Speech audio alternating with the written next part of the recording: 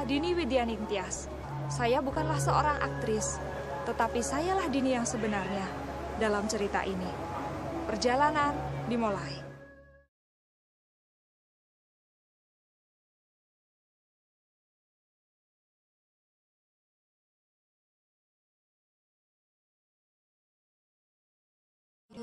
Kemudian kemarahan saya kepada mereka beralih kepada ibu. Saya tahu ibu akan menikah lagi. Itu sebuah keputusan yang tidak dibicarakan dengan seorang pun di dalam keluarga. Dan saya mulai berpikir, apa gunanya sholat 5 waktu? Atau nggak boleh bohong di sekolah? Atau apa gunanya menjauhkan diri dari dosa? Kalau akhirnya toh saya tidak bisa masuk surga karena tidak dapat memaafkan ibu. Semuanya itu membuat saya marah.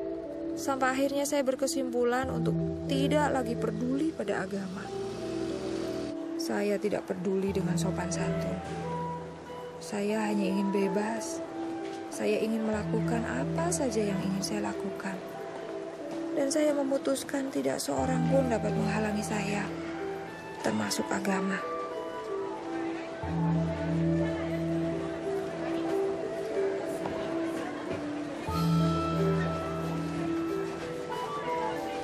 Saya mulai melanggar setiap peraturan yang ada. Waktu itu saya kelas 1 SMA. Saya melakukan apa saja yang saya mau. Tapi kemudian saya melihat hal-hal yang mengejutkan.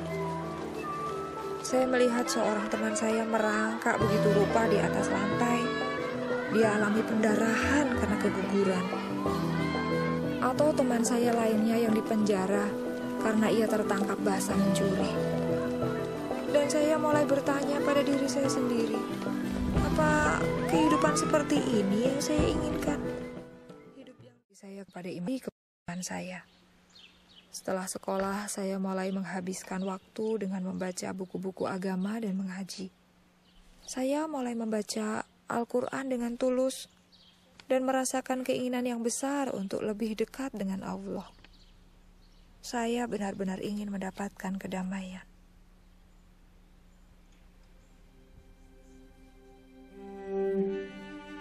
Saya mulai mempersiapkan diri untuk sholat tahajud. Saya ingin menanyakan banyak hal kepada Tuhan. Dan saya punya keyakinan yang kuat bahwa apapun yang saya minta malam itu, Tuhan akan mendengarkan saya dan memberikan jawabannya.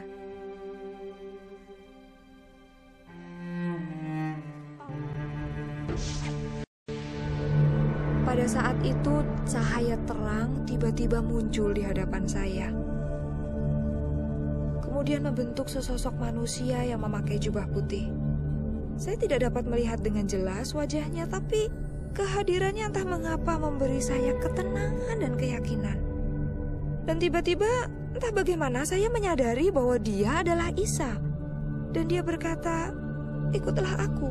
Dini, ikutlah aku.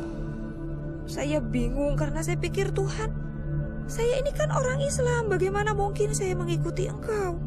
Kau adalah orang yang dipanggil Tuhan oleh orang-orang Kristen. Tuhannya orang murtad, yang tidak mengenal Allah. Dan ia menunggu saya untuk datang kepadanya. Air mata saya mulai menggenangi wajah, dan akhirnya saya berkata, Tuhan, jika ini adalah jalan kebenaran, maka saya ingin mengikuti Engkau. Pada saat itu saya merasakan damai yang belum pernah saya rasakan. Hei, terkutuk kamu! Kamu sudah bukan anggota keluarga ini lagi! Arif, jangan terlalu kasar. Dia masih perlu waktu untuk memikirkan kembali. Tapi dia sudah diberikan cukup banyak waktu untuk memikirkan ini kembali. Cukup! Cukup! Aku telah berjanji kepada Tuhan. Jikalau ia telah menunjukkan jalan itu kepadaku, aku akan menurutinya. Aku tidak bermaksud untuk melukai siapapun di ruangan ini. Tapi aku telah membuat keputusan. Duh, Dini, ibu dan ayahmu juga sudah membuat keputusan. Sebagai orang Islam, yang sekaligus orang Jawa, mempunyai tanggung jawab dan kewajiban yang sangat berat, yaitu membesarkan dan mendidik anak-anaknya. Kewajiban anak-anak adalah menghormati, tunduk, dan taat kepada orang tuanya. Jika kamu masih tetap saja senantiasa memilih jalan hidupmu sendiri dalam soal agama, maka kamu juga harus bertanggung jawab untuk hidupmu sendiri. Kamu tahu apa artinya itu? Kamu harus mencari uang sendiri untuk segala sesuatu. Makan, sekolah, tempat tinggal, semuanya. Semuanya. Duk, Dini, maksud pamanmu itu berarti kamu sudah tidak lagi mempunyai hak untuk meminta segala sesuatu pada orang tuamu. Mengerti? Nah, sekarang ambil barang-barangmu dan pergi.